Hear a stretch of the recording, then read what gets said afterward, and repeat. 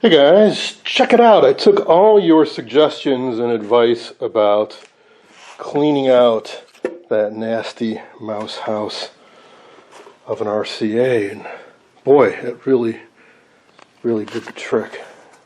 Maybe a little light down in there. Check that out.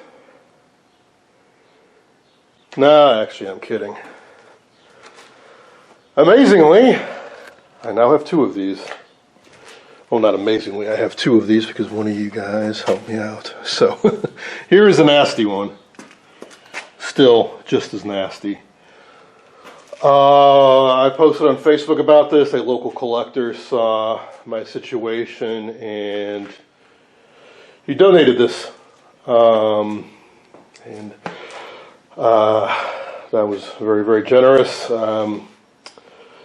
He has quite the collection himself, and he didn't think he'd ever get around to this. He'd had it for quite a while, so we had a nice visit, and this is what I came home with. So, now the collector's dilemma. Although I know I often say I'm not really fashioned myself a collector, and partly because I don't have the room to properly care for and display a lot of these sets. And there's a reason why people collect the smaller sets, why they tend to go for more money. The 7-inch sets, the portable sets, because they weigh a lot less and they're a lot smaller and you can ship them. These are none of those. So I am endeavoring to make room in the basement as best I can. I want to get at least this inside. I still have the AT241 that goes with the Duo View out here. And I have the British set, the 405 line with the new CRT still out here in the garage. So, I came up with a scheme. I'm going to pick a cutoff date, 12 months, 18 months.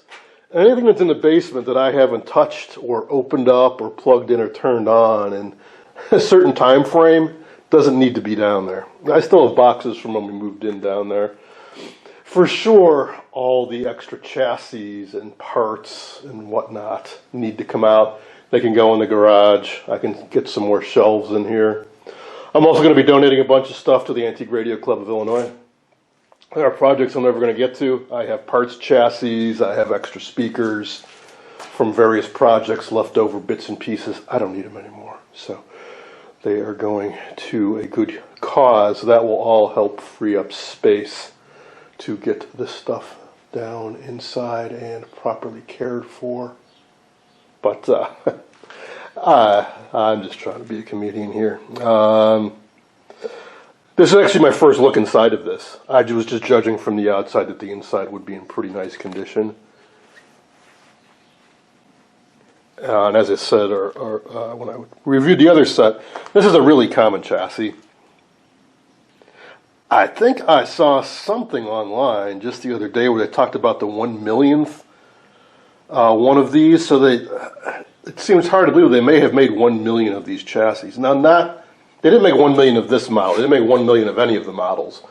But this chassis was used in at least, well, for sure the two tabletops, and there were also console versions of these sets that had combination phonographs and record players. And radios, I mean. But they also outsourced these to FADA and others who made their own interpretations. And there were custom installs, there were custom brands.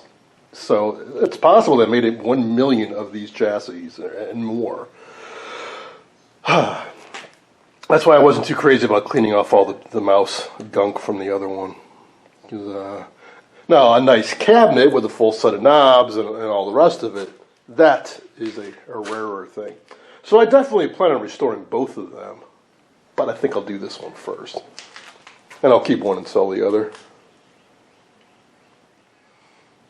I don't have too much more to say about it at this point, other than it does have a masonite back, just like the other. And I, again, did some more online research, discussed with other collectors, and we concluded that later production runs, RCA switched from metal to masonite. In fact, all three of these sets out here, the 241 and the two ATS-30s, all have masonite backs. But my 630 TS, my 621s, my 721s, the sets from 46, 47, in other words, all have perforated metal backs. I'm guessing it's just to save a little bit on production costs. Otherwise, oh yeah, and they also switched from an electromagnetic ion trap magnet to a permanent magnet, ion trap magnet, which I'm sure also saved money and made it a little bit easier to assemble. All right, that's it for now. I was not expecting to get another one of these, especially after years of looking for one. But thank you again for the lovely gift.